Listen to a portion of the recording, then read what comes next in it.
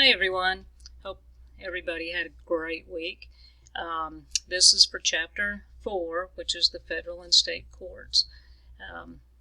Short chapter, but wow, lots of information in there. Started out the writ of certiorari. I probably slaughtered that, but that's the enunciation I understand. It shocked me to know that only about 2% of the petitions to the court are actually granted. Then later in the text it indicated that's probably about one a year. So that was something that really got me. Then the trial de novo, the official document, I was just shocked to see that that's the only thing, that you'll see is the judgment for those cases.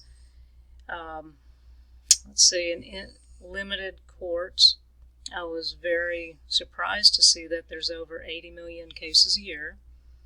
And I never knew, and we just looked at all of the different amendments and so forth, and in those readings, I just never knew there was no constitutional right to appeal.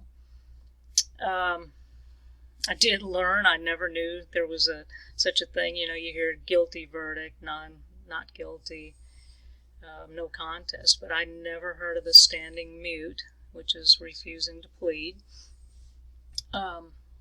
Trial by combat, that one I had to laugh. That just reminded me of Devil's Courthouse over in North Carolina, where they, the Indians, they'd throw the people off the cliff. If they survived, they were not guilty.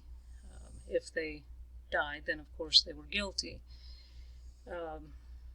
And then the number of jurors on the jury selection, I always thought it was 12, and there's good case for it, but I was surprised to see there's not an actual number of the requirement.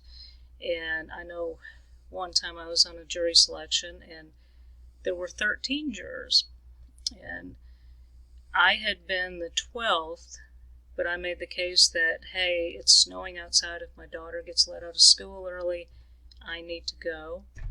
I figured that would actually get me out of the jury, but Judge Culp over in Carter County, he said, well, we're going to put another just in case. And it was kind of funny that afternoon. We were in the deliberation room, and it was time for lunch. I excused myself and went to the restroom. When I come back, there was nobody in the deliberation room. There was nobody in the courtroom.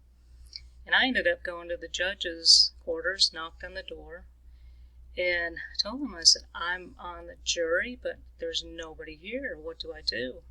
And Judge Culp, he came running out. We ended up in the parking lot, and he flagged the van down, taking everybody to lunch. And he told them, he said, we have 13 jurors this selection, so get it right, guys. And they weren't too happy, but they didn't forget me when it was time to go back to the courtroom. There were a few things that I was kind of questioning on here.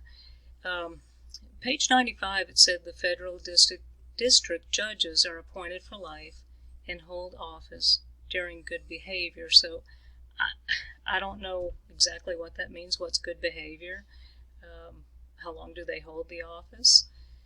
And then on the L4 plea, just need a little clarification on that one. It's one part of the text, it said not accepted as a valid option in all states, but in the same paragraph it said that it was not recognized in some states. So I wasn't sure if I was reading that correctly or what exactly that meant. And then on question 5, that, the very end of the book, when it said if jury verdict of guilty is not unanimous, does that mean that there was reasonable doubt? And then if so, do you think non-unanimous verdicts violate the Sixth Amendment?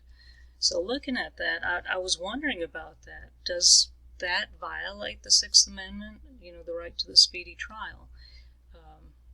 So anyway, the rest of the text, it was very interesting. Again, lots of information in there, and look forward to seeing everybody's videos and getting some clarification on a couple questions I had. And hope everybody has a fantastic week. Thank you.